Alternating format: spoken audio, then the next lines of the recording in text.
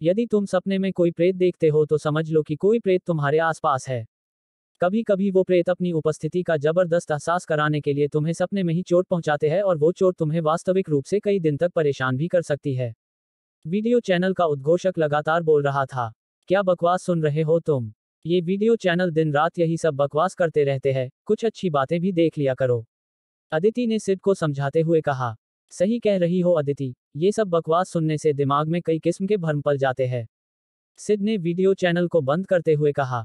सुनो, 4 दिन के लिए मम्मी के घर जाना है, तुम खाने का कैसे करोगे? कुछ घर से ही भिजवा दिया करूँ या तुम खाना खाने घर ही आ जाया करोगे? अदिति ने सिड से पूछा। अरे यार, मेरे खाने की चिंता तुम मत करो, कुछ ना कुछ हो जाएगा, कभी तुम्हारे घर कभी स्विगी जिंदाबाद। सिड ने जवाब दिया। ठीक है, मैं तुम्हारा खाना तैयार रखा करूंगी, आकर खा लेना या पैक करा कर ले आया करना। अदिति बोली। 4 दिन की ही तो बात है, तुम चिंता मत करो, सब मैनेज हो जाएगा। सिड बोला। अगले दिन चारों और अंधकार को देखकर सिड का मन खाने को नहीं कर रहा था, लेकिन अदिति की जिद की वजह से उसे उसके घर 10 किलोमीटर दूर अपनी ससुराल में जाना ही पड़ रहा था। क्या मुसीबत है, कैसा बेवकूफ हूं मैं भी, शाम को ही खाना खाने निकल जाता तो अच्छा था, अब इतनी रात में घर से निकलना एक बेवकूफी ही थी। सिड ड्राइव करते हुए बड़बड़ा रहा था। सर्दियों का सीजन होने की वजह से मेन रोड लगभग जाम थी, इस वजह से सिड ने बाईपास से ड्राइव करके ससुराल जाने की सोची थी, लेकिन अब अंधकार की वजह से उसे चिड़चिड़ाहट सी हो रही थी।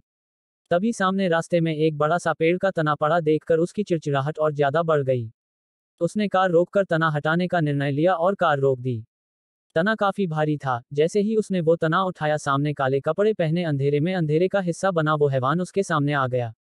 उसका डीलडोल देखकर सिड थोड़ा घबरा गया और पीछे हटा। वो इंसान या हैवान जो भी था, उसने आगे बढ़कर सिड को पकड़ना चाहा। सिड को कुछ नहीं सूझा, कार तक पहुंचना संभव नहीं था, इसलिए वो विपरीत दिशा में दौड़ पड़ा।